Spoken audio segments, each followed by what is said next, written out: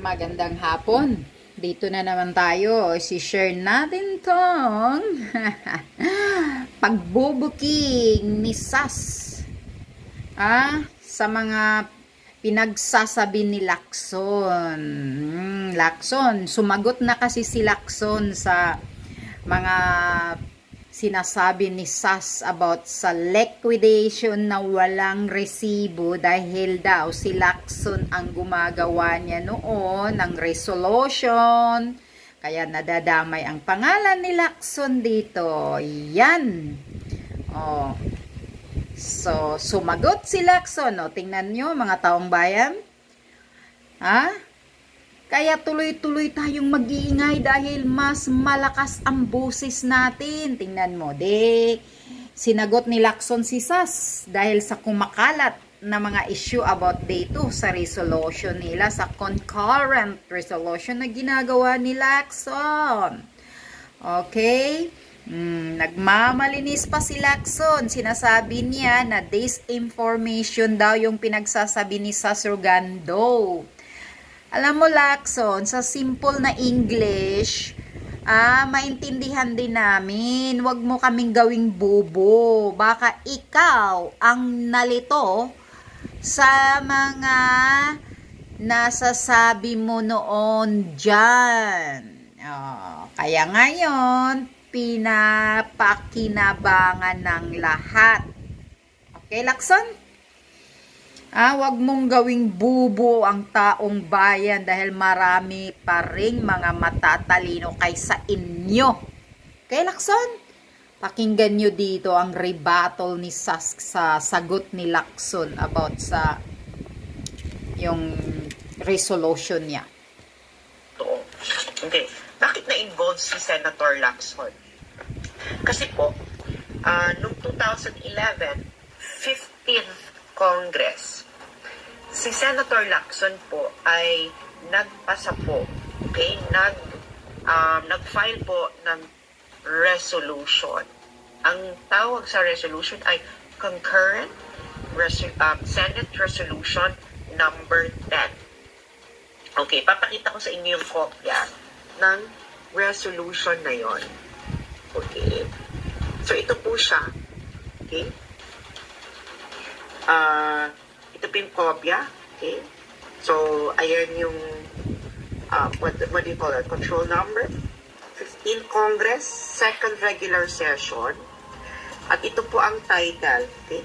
Concurrent Resolution number 10. Concurrent Resolution maintaining, ibig sabihin pinapanatili ang prevailing system, ibig sabihin ang umiiral na sistema ng accounting at liquidation ng bawat budgetary allocation ng bawat isang miyembro ng Senado at ng mababang kapulungan as classified. Okay. So, ako po'y nagsulat tungkol dito at sinabi ko po ito ay legalized corruption. Kaya ko nasabi po itong legalized corruption dahil ayon din sa concurrent Senate Resolution number 10 na ito na pinasa ng Senado noong 2011 at ng Kongreso noong 2012 ay liquidation by way of certification. Ang MOOE or ang maintenance and other operating expenses ng bawat senador at miyembro ng House of Representatives. So, kailangan lang ng liquidation by way of certification na pinirmahan ng bawat senador at bawat miyembro ng House of Representatives na ang pera na ginamit ng nila, okay, ay ginamit para sa maintenance and other operating expenses, MOOE. Okay? So, yan. Yan ang Senate Concurrent Senate Resolution number 10. Okay? Ngayon, siguro dahil sa inyong pag-iingay, narinig ni Lacson itong pinag-uusapan natin. So, siya po, si former Senator Lacson, ay nag-reply po today natin. Today, so October 20, 2023, ito ay kanyang website. Pakikita niyo yan. Okay? So, sabi niya, on the so-called legalized corruption resolution. So, ibig sabihin po mga friends, ay umiiral po ang ating kampanya. So, patuloy po tayong mga ngalampag at lumalabas po ang kasinungalingan. Okay, ito sabi ni Lacson. Sabi niya, there is no such thing as legalized corruption in Congress via a concurrent resolution, much less one with my involvement as claimed by some sectors who are either misinformed or seeking to disinform or both. So, ang sabi po niya, misinformed po daw tayo. So, ako naman nagpakalat nito no? So, ako daw ay misinformed or seeking to disinform. Tingnan, kayo po ang huhusga kung sino po ang nagsisinungaling at nagdi-disinform. Si Lacson o ako? Kayo huhusga. Sabi niya, as a background, I was tasked to find the said resolution, concurrent resolution number 10, which actually sought more accountability. Kita niyo yan? More accountability daw by justifying the liquidation of funds through the submission of receipts. So, liquidation of funds through the submission of receipts daw ang nakalagay sa resolution. Sabi niya, before this, lawmakers has been allowed to liquidate funds merely through certification since Congress opened in 1987. So sabi niya, bago daw yung concurrent resolution number 10, sabi nga, bago yung concurrent resolution number 10 na kanyang pinasa, liquidation through certification lang daw ang Congress. So dahil daw sa concurrent resolution number 10 niya, kailangan daw ang liquidation of funds ay may resibo. Sinabi ni Lacson yan. So may link siya sa concurrent resolution number 10. Tingnan natin kung saan ito pupunta, no? Okay. So, ayan, no? So, pumunta nga sa concurrent resolution number 10 yung link niya. So, anong sinasabi dito? Ulitin natin. Okay? Ang sinabi niya sa kanyang statement na binabago niya yung sistema. Paano binabago?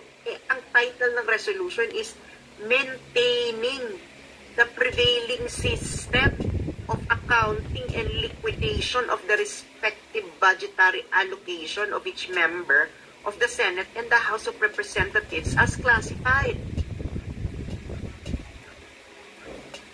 So ngayon, ang tanong natin ngayon, ang resolution, ang sabi, maintaining. Sa Tagalog, pinapanatili. Okay? Pinapanatili. Prevailing. Ibig sabihin, ang kasalukuyang, okay, sistema ng accounting at liquidation ng bawat budgetary allocation ng isang miyembro ng Senado at Kongreso as classified. So, ano binago mo?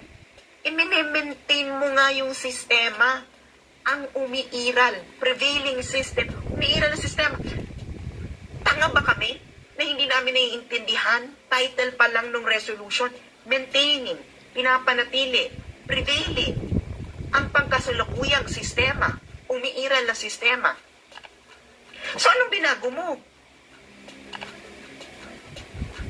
Maintain mo nga Para masabi mong binago mo, Lacson, dapat ang word ay changing. Bakla ka ng taon. Maintaining is not the same as changing. Friends, humanap nga kayo ng dictionary na ang maintaining na word ay synonym ng changing. Kaya nga, magkaiba Ay, Lacson, pag mo gawing bubo ang taong bayan. Sabi niya, ano yung sabi ng statement niya?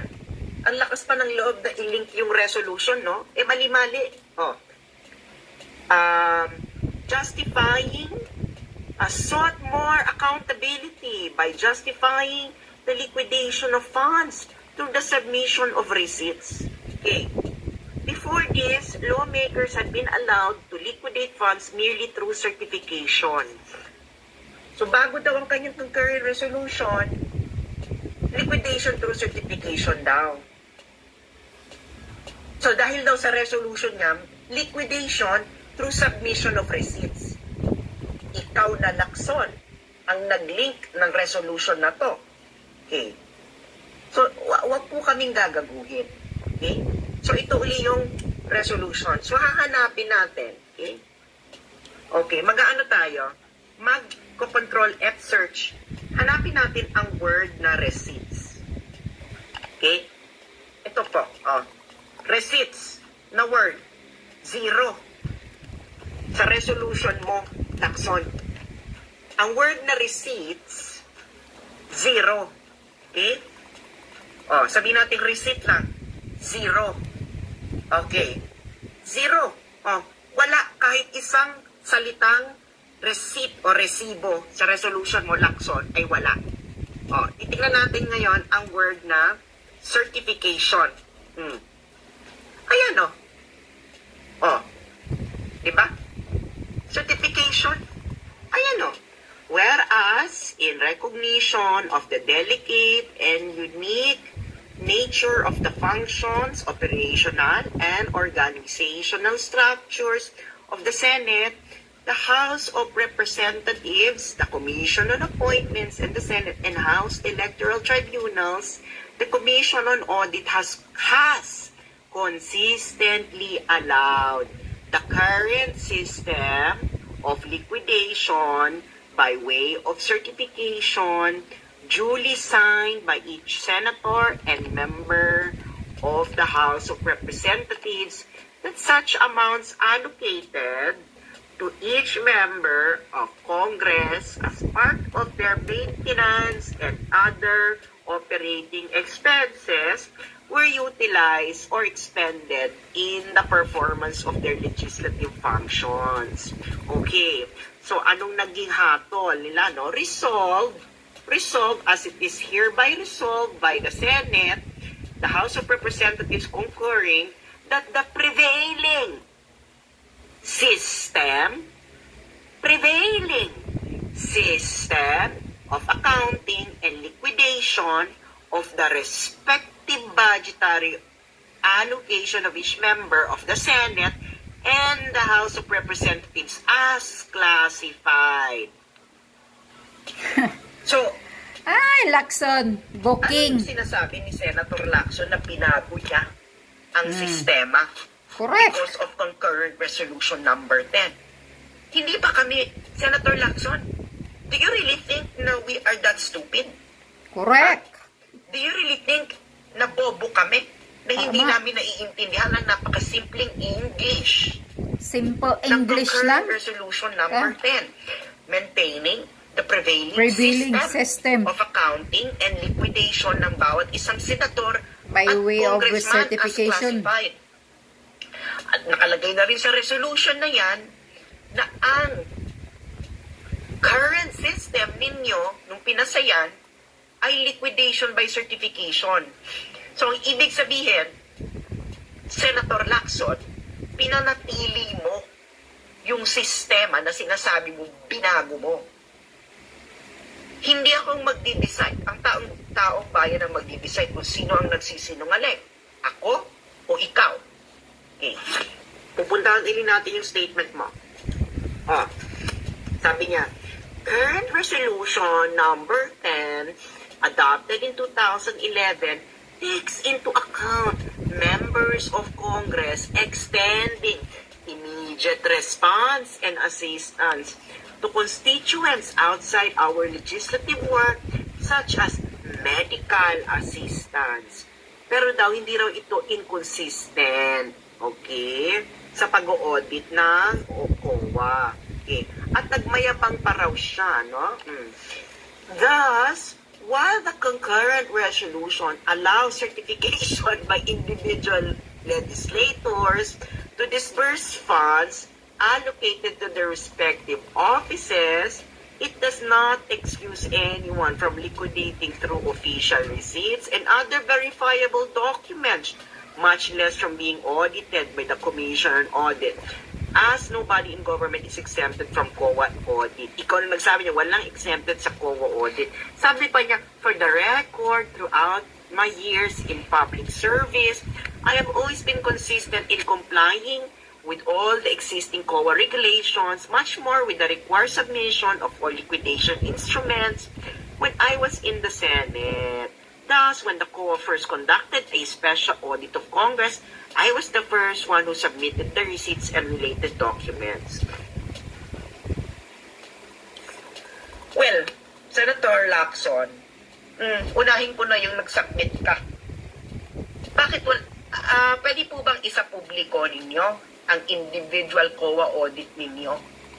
Pwede bang sabi mo naman may nag-i-exist na mga resibo ng MOOE mo, baka pwede mong i-public yung liquidation mo ng expenses.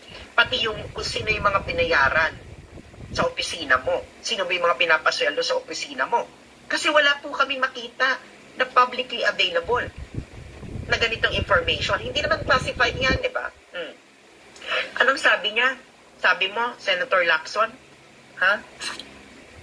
Concurrent Resolution Number 10, adopted in 2011, takes into account members of Congress extending immediate response and assistance to constituents outside our legislative work, such as medical assistance. Alam mo, Senator Lacson, ang kalaban mo dito ay dokumento, record ng Senado. Nung ikaw ay tumayo doon at nag-deliver ka ng sponsorship speech ng Concurrent Resolution Number 10. At baka naman kasi nagka-amnesia na si Senator Lacson. At nakalimutan niya ang kanyang sinabi. Tama. During his sponsorship speech. Kalimutan niya na nga eh. download ko na rin to, no? Para kung mahapon kayo. Meron na akong record. Republic of the Philippines, Senate, Pasay City, Journal, Session number 13, August 24, 2011. Okay. So, pupuntahan natin yung sponsorship speech ni Lacson. Okay. Sponsorship speech, Lacson. Oh, ayan o. Asan ba yung sponsor? Ayan. Senate Concurrent Resolution Number 10. Okay, anong page to ng journal? Okay, so this is page 210. Okay, Wednesday, August 24, 2011. Okay, yan ang journal ng Senate. Record to mismo, official record to ng Senado. O, kaya nga may pirma pa yan. Oo. Diba? May pirma pa yan. Okay. Sabi mo, takes into account medical assistance o sponsorship speech of Senator Lacson. Preliminarily, Senator Lacson stated that the Constitution has divided state authority etos-etos. O, sabi mo, meron kayong fiscal autonomy. Okay. Ngayon, ayan, sabi mo, delicate ang nature at duties ninyo bilang legislator. At because delicate ang nature ng inyong duties as senator, ito ay calls for a system of liquidation by way of certification. I-highlight ko yan, ha?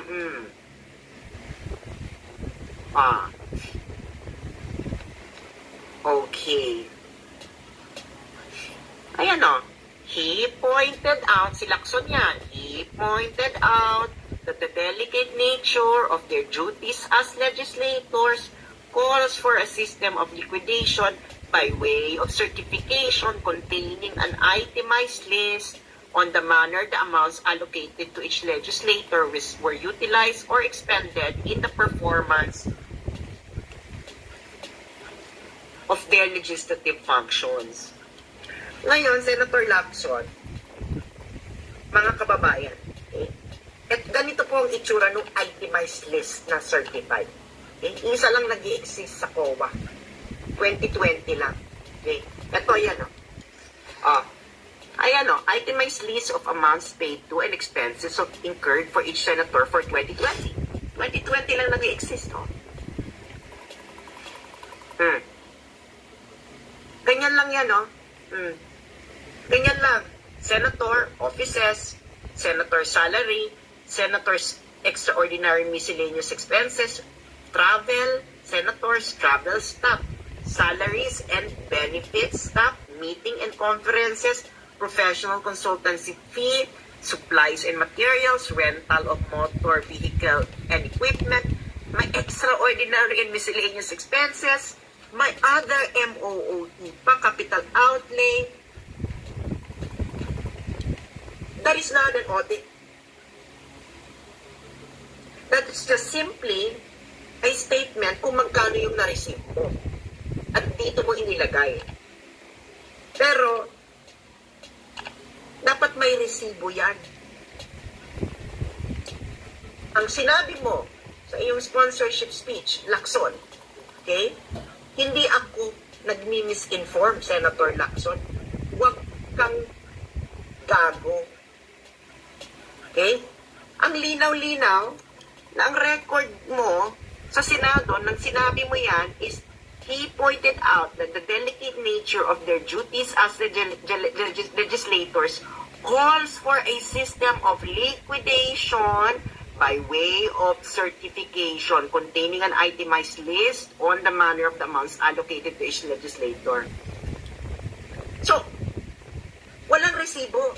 Merong word na resibo. Lacson, nasan? This is your sponsorship speech in Senate. Ito pa sinabi mo, ha? About rigid requirement. Journal to ng Senate, ha? This is their official record, August 24, 2011, Wednesday, page 210. Senator Lacson explained that the Supreme Court has defined fiscal autonomy as freedom from outside control. And he stated that while Congress recognizes the power of COA to audit its book, it is also incumbent upon the Commission to understand that to impose a rigid requirement on Congress will be too burdensome, that it may hamper members of Congress in performing their legislative duties. Finally, Senator Lacson underscored the importance of adopting Senate concurrent resolution because it is an assertion of Congress of its powers and rights as a constitutional body. He then urged his colleagues to unanimously adopt the resolution. So the resolution was adopted with no objection. Okay. So nasan yung medical assistance chorba-chorba mo ngayon? Bakit nung 2011 hindi mo nabanggit yung medical assistance? Ngayong 2023, nung na-uncover ko na itong legalized corruption ninyo, bigla mo nabanggit ang mga may sakit na binibigyan nyo ng suporta. So bakit magkaiba yung sinasabi mo ng 2011 at magkaiba yung sinasabi mo ngayong 2023? Ano ba to?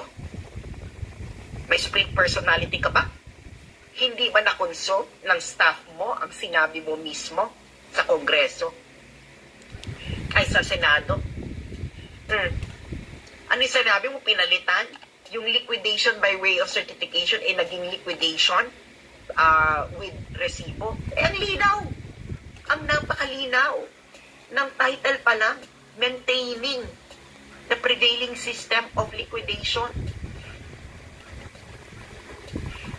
Ngayon mga kababayan, nakita nyo, pinresenta ko ang dokumento, pinresenta ko ang side ni Lacson. Sinong nagsisinungaling sa aming dalawa? Si Lacson o ako? Pakisulat sa section, comment section. Sino nagsisinungaling? Si Lacson o ako? Diba? Sino? Medical assistance. Paano naging medical assistance yung MOOE? And maintenance and other operating expenses nga yan. Hindi po yan medical operations and other expenses. Maintenance and other operating expenses. Paanong naging medical assistance ang pang-maintenance ng office ng senador at congressman?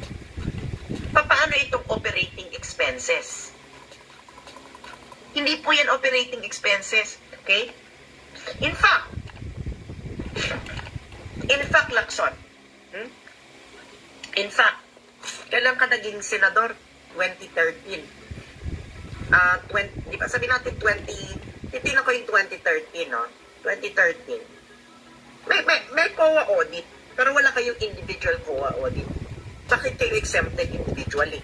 Dapat malaman namin individually kayo kung paano nyo ginastos ang pera ng taong bayan. Dahil ang laki-laki ng binibigay sa inyo, ginagastos sa inyo ng taong bayan. Dapat malaman namin, Senator Lacson, kung ang paggastos mo ay efficient. Kasama yun sa audit. Efficient, effective, diba? Ano pa, hindi waldas? O, diba? Hindi mo po pwedeng sabihin sa amin, Senator Lacson, na for medical assistance ang MOOE ninyo. Okay? Dahil, ito 2013 ito, na financial statement ng Senado. Senador ka yan, di ba? Okay. Papakita ko sa iyo. Okay? Okay. So, halimbawa, ito, 2013. Okay? Ang total MOOE, okay, total MOOE ng Senado noon ay ano ba yan? Anong year yan? 2013. Noong 2013, 1.3 billion. 1.5 billion noong 2012. Okay?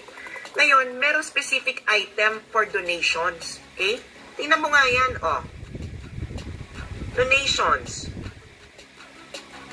Donations, ang ginastos nyo lang for donations ay 74,145. Okay, this is 2013. 2012 is 486,779. So malamang, pag magda-accounting ka ng medical assistance, doon sa donations nilalagay yun. Dahil wala namang line item na medical assistance. Oh,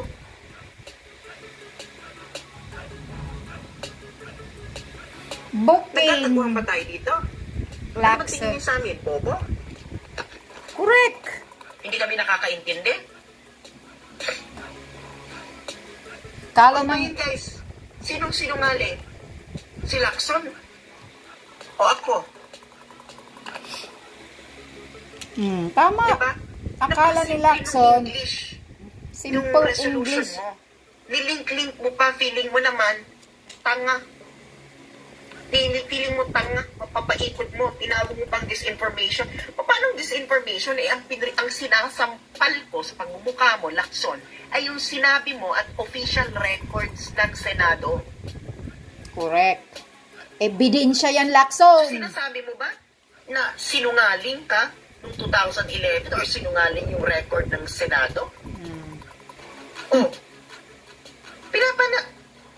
sinasabi mo ngayon, binago yung sistema. Ang linaw-linaw ng title ng resolution, Maintaining the Prevailing System. Correct. Maintaining the prevailing system. Guys, hindi naman siguro tayo ganun kabobo, no? Anong ibig... Guys, tagalogin nyo nga sa comment section anong ibig sabihin ng maintaining the prevailing system. Tagalogin nyo nga sa comment section, maintaining the prevailing system. Maintaining the prevailing system. Bakit Tagalog po yun? Diba? Akala ni Lacson. Anong Tagalog na maintaining the prevailing system? Diba? So, hindi, sabi ni Cedric, pananatili. Okay? Diba? Maintaining the prevailing system. Of liquidation by way So, ngayon, of sabi mo, you change certification. It. Sus, Ginoo ko, Lacson. The resolution doesn't say it. Alayo. Wala nang word na receipt. Walang word na resibo doon sa resolution. So bakit ko sinabing legalized corruption ito? Dahil na wala kang individual audit. Correct. Nagets ninyo, kailangan ang ano lang is liquidation by certification. So, because wala, ikaw rin ang mismo nagsabi, Senator Lacson, sa iyong speech, na sana ang Commission of Audit ay maintindihan na ang rigid requirements ng audit ay burdensome sa inyo. Ikaw na mismo nagsabi niyan, Lacson, hindi ako. Those are your words. I'm simply serving them back to you. Sabi ni Liz Molina, ibig sabihin ng maintaining the prevailing system, pagpapanatili. Okay. So, yan lang. So, ano ngayon, Lacson? Booking ka na naman kay SAS. Ito ang magaling na ninyo, kalaban talaga. Dahil sinasampal kayo ng katotohanan. Na mga salita ninyo sa Senado. Official record yan sa Ping Lacson. Yang concurrent resolution mo. Saan doon? Saan doon ang binago mo? Maintaining the prevailing system of liquidation by way of certification. Ping Lacson, it's a simple English. Huwag mong paikot-ikutin ang taong bayan kasi kayo mismo ang hindi nakaintindi sa sarili niyong pinagsasabi sa Senado. Akala ninyo kayo lang ang magaling. Marami pa kaming mga dito, mamatatalino pa kami kaysa inyo. Kaya ayusin ninyo yung mga resolution ninyo. So ngayon na booking ka na, booking kayo. Saan yung binago mo? Saan yung changing mo doon? Maintaining lang yun. The prevailing system, Lacson, para alam mo. So ikaw ang dapat mag-aral at balikan mo yung pinagsasami, yung record mo doon, official record mo doon sa speech mo at sa resolution mo, Lacson. Booking na naman kayo. Huwag nyo nang paikutin ang taong bayan dahil matagal na itong mga gawain na to. Ngayon lang kayo nabubuking. Individual receipt ang hinahanap namin ng liquidation ninyo. Kung saan nyo ginagamit, anong ginagastusan ninyo sa pera. Yun ang gusto namin. Yun din ang demand ni Tatay Digong. Sa kuwa na ibigay sa publiko ang resibo kung saan ninyo ginamit. We have the right to demand dahil we are a taxpayers, Filipino people. Okay? Lacson, mga taxpayers kami. So, kailangan naming malaman kung saan ninyo, kung ano ang pinaggastuhan ninyo sa mga binabayad naming buwis. Yun, Lacson. Kaya, nagkakamali ka lang sa sinasabi mong misinformation si SAS. Ikaw, baka nagka-Alzheimer na kayo. Kaya ganyan, daming mga korupsyon. Yun ang mga ninyo, salita ninyo na kayo lang ang nakakaintindi. Ngayon, nabusisi na ng taong bayan, ang mga katarantaduhan ninyo, huwag nyong gaguhin. Kasi hindi lahat ng mga Pilipino ay pwede nyong magago. Yun lang yun.